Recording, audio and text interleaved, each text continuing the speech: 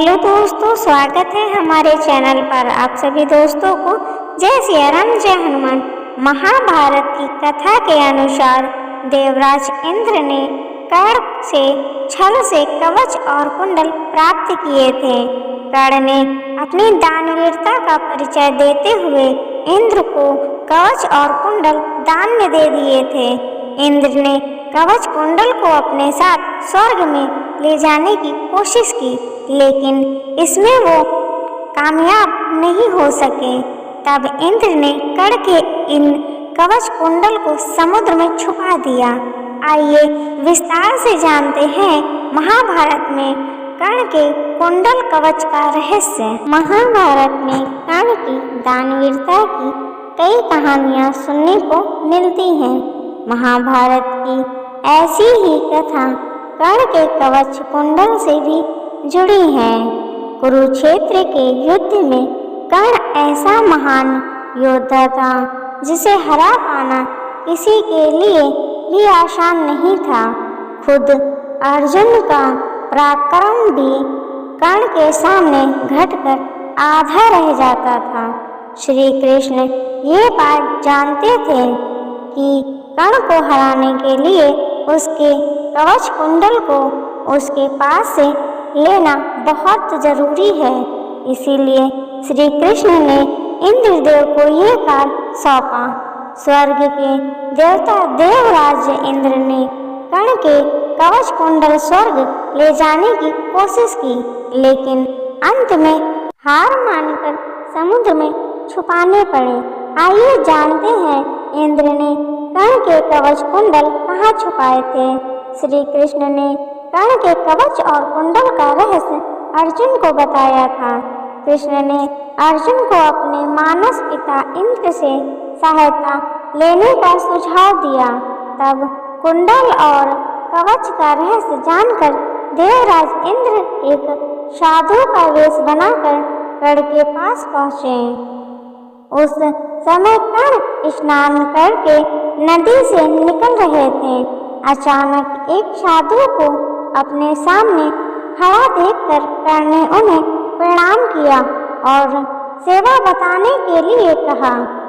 साधु का वेश लिए इंद्र ने अपना माया जाल फेंका और गंभीर होते हुए कहा, वस्त तुम बहुत बड़े योद्धा प्रतीत होते हो, लेकिन मैं जिस दान की अपेक्षा रखता हूँ वो तुम नहीं दे सकते।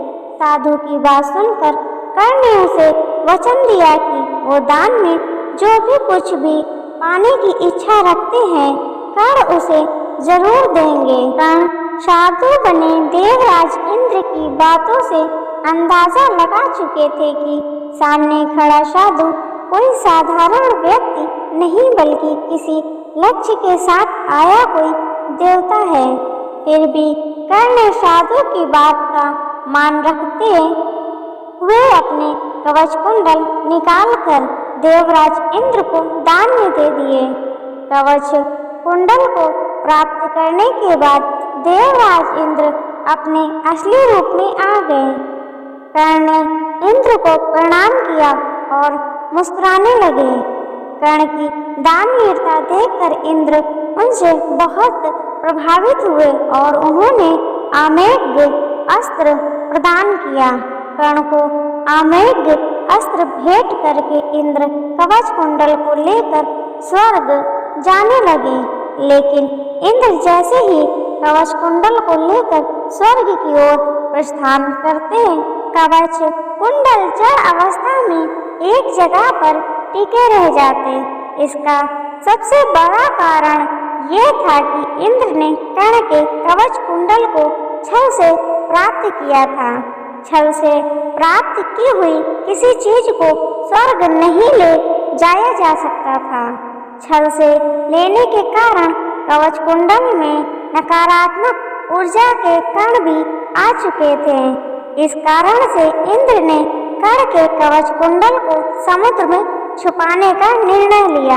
कर्ण के कवच कुंडल एक प्रकाशमय ऊर्जा कणों के रूप में थे, जिसे देवराज इंद्र ने रात्रि के समय समुद्र में छुपा दिया।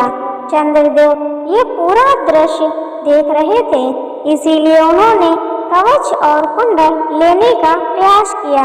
लेकिन तभी समुद्रदेव ने उन्हें टोक कर कहा, चंद्रदेव, कर्ण के ये कवच और कुंडल मेरे संरक्षण में है, इसीलिए आप इसे बिना किसी अधिकार के नहीं ले सकते। सूर्यदेव ने भी समुद्रदेव का साथ दिया और हमेशा हमेशा के लिए इन कवच कुंडल के संरक्षण की जिम्मेदारी ली। मान्यता है कि इंद्र ने उड़ीसा के पुरी के पास स्थित कोणार्क के समुद्र में कर्ण के कवच कुंडल को सूक्ष्म रूप में छुपाया था। आज भी कई वैज्ञानिक कई अध्ययन करने के बाद भी इस कवच कुंडल का पता नहीं लगा पाए हैं।